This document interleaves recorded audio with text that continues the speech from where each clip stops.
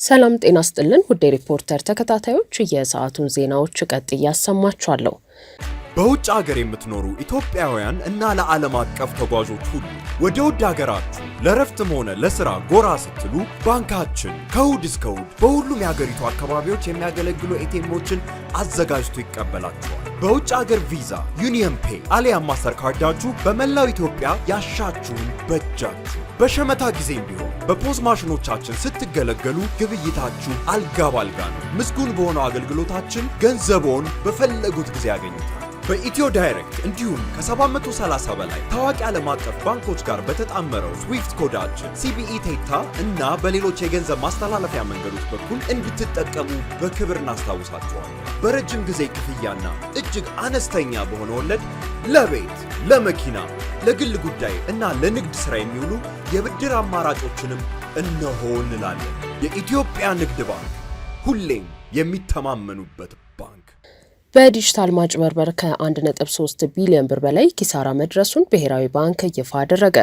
በኢትዮጵያ በዲጂታል ማጭበርበር 1.3 ቢሊዮን ብር ኪሳራ መድረሱን፣ የሳይበር ጥቃት ሙከራዎችም በ115 በመቶ ማደጋቸውን የኢትዮጵያ ብሔራዊ ባንክ ይፋ ያደረገው የሀገራዊ ዲጂታል ክፍያዎች ረቂቅ የስትራቴጂ ሰነድ አመላክቷል። ረቂቅ ስትራቴጂው እንደ አውሮፓውያኑ አቆጣጠር ከ2026 ጀምሮ ለ5 ዓመታት እንዲያገለግል የተቀረጸ ሲሆን በአሁኑ ወቅት በሀገሪቱ 135.9 ሚሊዮን የዲጂታል ክፍያ መፈጸም የሚያስችሉ የተመዘገቡ የሂሳብ አካውንቶች ቢኖሩም 15 በመቶ ብቻ ጥቅም ላይ እንደሚውል እንዲሁም እንደ አውሮፓውያኑ አቆጣጠር በ2024 ብቻ የሀገሪቱ የዲጂታል ፋይናንስ ሲስተም በማጭበርበር ወንጀሎች የ1.3 ቢሊዮን ኪሳራን ማስተናገዱ በስትራቴጂክ ሰነዱ ተመላክቷል። የብሔራዊ ባንክ የ5 ዓመት የዲጂታል ክፍያዎች ረቂቅ ስትራቴጂ ሰነድ በመንግስት የዲጂታል ክፍያ ሲስተሞች ውስጥ ወጥ ያልሆነ አሰራር መኖሩን፣ የክፍያ ስርዓቱ በነጋዴዎች ዘንድ ያለው ተቀባይነት ዝቅ ያለ መሆኑንና በገጠርና በከተማዎች ዘንድ ጥቅም ላይ የሚውልበት ምጣኔ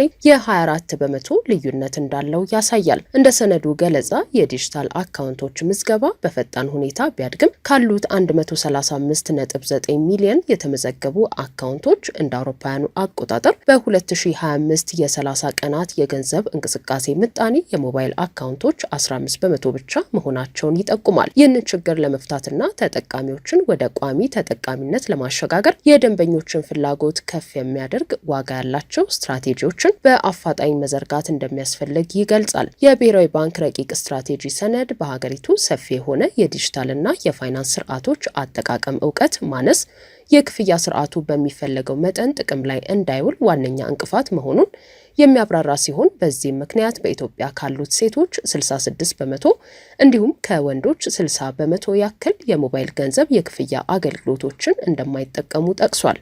ይህ ቁጥር ከሌሎች የአፍሪካ ሀገሮች ጋር ሲነጻጸር በእጅጉ ከፍ ያለ መሆኑን ሲያስረዳም በናይጄሪያ 30 በመቶ ብቻ እንዲሁም በኬንያ ከ15 በመቶ በታች የሚሆነው ማህበረሰብ ብቻ የሞባይል አካውንት የክፍያ አገልግሎት እንደማይጠቀም ገልጿል። የስትራቴጂ ሰነዱ በኢትዮጵያ ያለው ይህ የዲጂታልና የፋይናንስ እውቀት ክፍተት የሚንቀሳቀሰው አካውንት ዝቅ እንዲል ከማድረግን ባሻገር ዜጎች ለመጭበርበር ያላቸው ተጋላጭነት ከፍ እንዲልና በዲጂታል የክፍያ ስነ ምህዳሩ ላይ ያላቸው አመኔታም እንዲሸረሸር ያደርገዋል ሲል ማብራሪያ ሰጥቶበታል። የብሔራዊ ባንክ ረቂቅ ሰነድ እንደ አውሮፓውያኑ አቆጣጠር በ2024 ብቻ የኢትዮጵያ ዲጂታል ፋይናንስ ሲስተም 1.3 ቢሊዮን ብር የሚሆን ገንዘብ በማጭበርበር ወንጀሎች ምክንያት ኪሳራ እንደደረሰበትም ጠቅሶ ይህ መጠንም የሞባይልና የኤሌክትሮኒክ ክፍያዎች መስፋፋት ከጀመሩበት ጊዜ ጀምሮ የተመዘገበ ከፍተኛው መጠን መሆኑን አሳውቋል።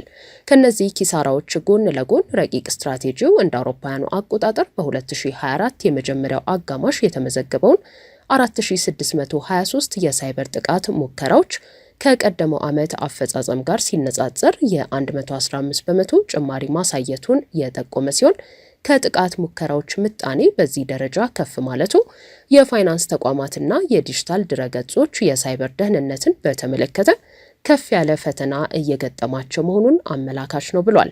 ረቂቅ ሰነዱ እነዚህ የደህንነት ተግዳሮቶች ዕዳ ሊሆኑ የሚችሉ ክፍተቶችን ለይተውና ነቅሰው የሚያመላክቱ እንዲሁም ለተጭበረበሩ ተጎጂ ደንበኞች ካሳ የሚያገኙበትን አሰራር የሚዘረጋ ውስን የሆነ የሕግ ማዕቀፍ ባለመኖሩም የታገዙ ናቸው ሲል ያብራራል።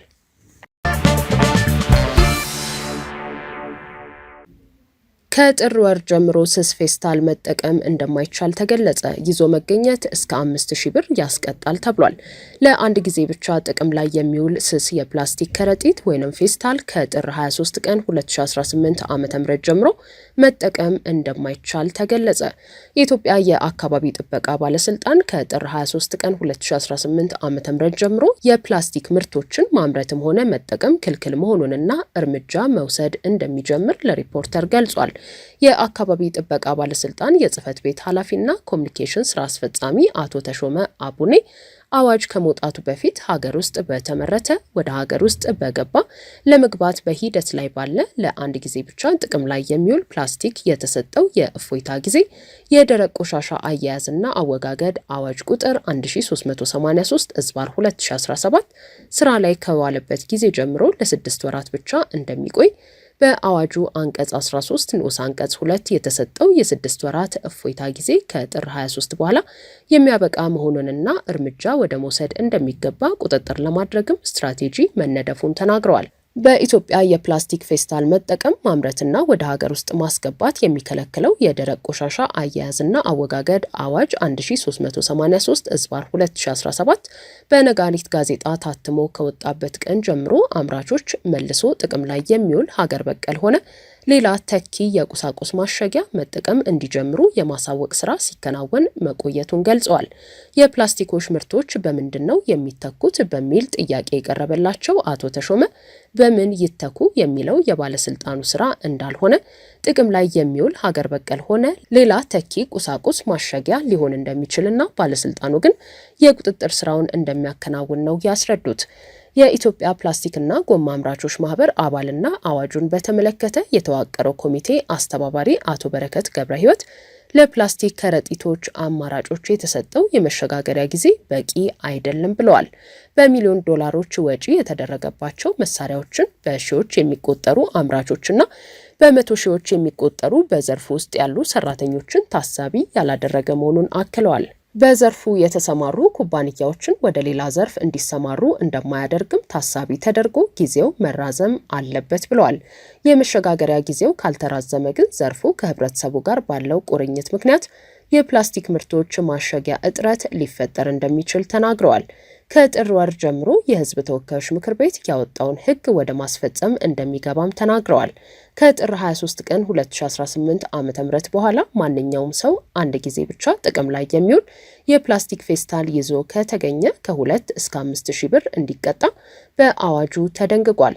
የፕላስቲክ ከረጢት ያመረተ ወይንም ወደ ሀገር ውስጥ ያስገባ፣ ለገበያ ያቀረበ ወይንም የሸጠ፣ ለንግድ ዓላማ ያከማቸ ወይንም ይዞ የተገኘ ተቋም ደግሞ ከ50,000 ብር በማያንስና ከ200,000 ብር በማይበልጥ የገንዘብ መቀጮና ከ5 ዓመት በማይበልጥ ጽኑ እስራት እንደሚቀጣ በአዋጁ ተጠቅሷል።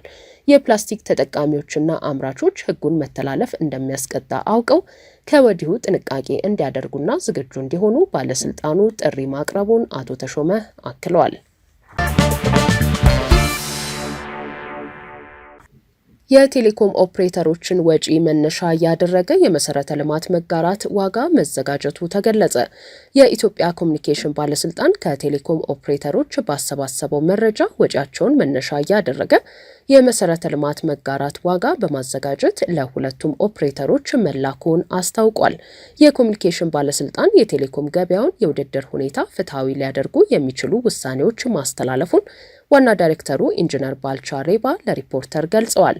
ባለስልጣኑ ያስተላለፈው ውሳኔ ሁለቱም የቴሌኮም አገልግሎት ሰጪዎች ማለትም ኢትዮ ቴሌኮም እና ሳፋሪኮም ኢትዮጵያ የአቅርቦት ሁኔታቸውን የሚያሳይ መረጃ እንዲያቀርቡ በማድረግ በመገምገምና ወጪያቸውን መነሻ ያደረገ የመሰረተ ልማት መጋራት ዋጋ ያካተተ መሆኑን አስረድተዋል።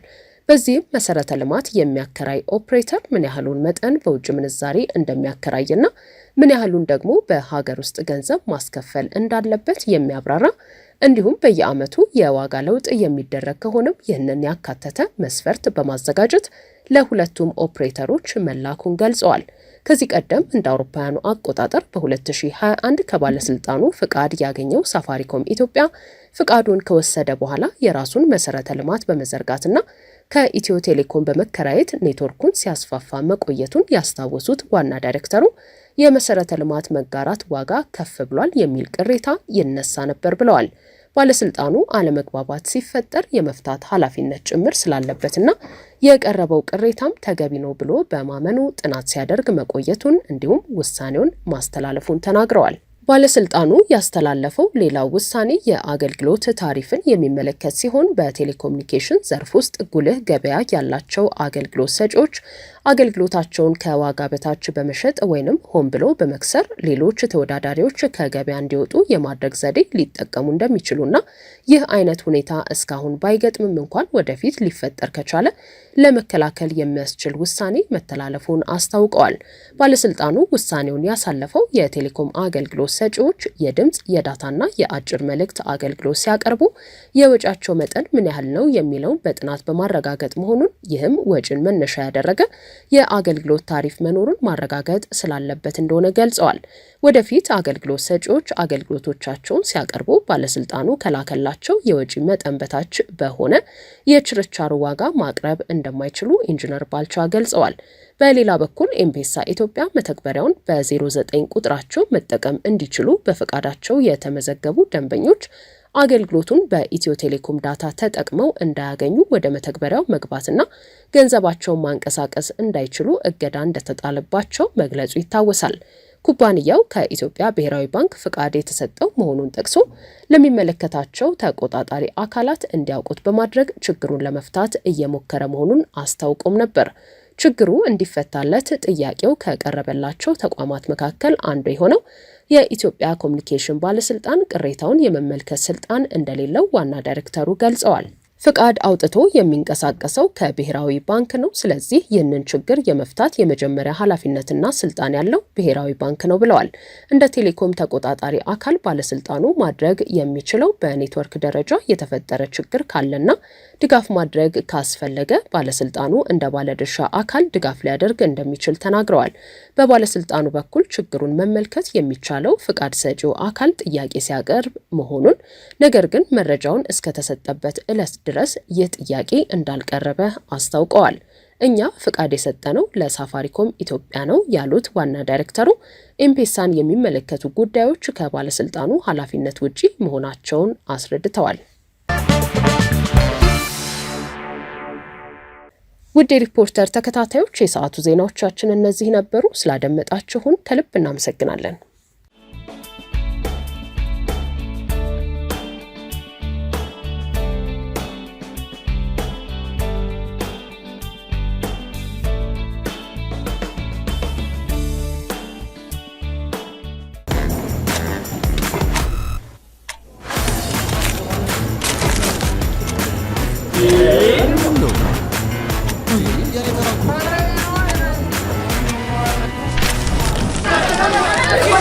ዘመናዊ የባንክ አገልግሎቶችን በማስተዋወቅ ፈርቀዳጅ የሆነው ባንካችን አቢሲኒያ አሁን ደግሞ በአይነቱ ለየት ያለውን ወረቀት አልባ የባንክ አገልግሎት በሁሉም ቅርንጫፎቹ ይዞልዎት መጥቷል። በስማርት ቴክኖሎጂ በመታገዝ የፊት ገጽን ወይም የጣት አሻራን በመጠቀም በራስ አገዝ አገልግሎት ወይም በባንካችን ሰራተኞች ታግዘው ሂሳብ መክፈት፣ ገንዘብ ገቢ ወጪ ማድረግም ሆነ ሌሎች ፈጣንና ደህንነቱን የጠበቀ የተሟላ የባንክ አገልግሎቶች ያገኛሉ። አቢሲኒያ የሁሉም ምርጫ።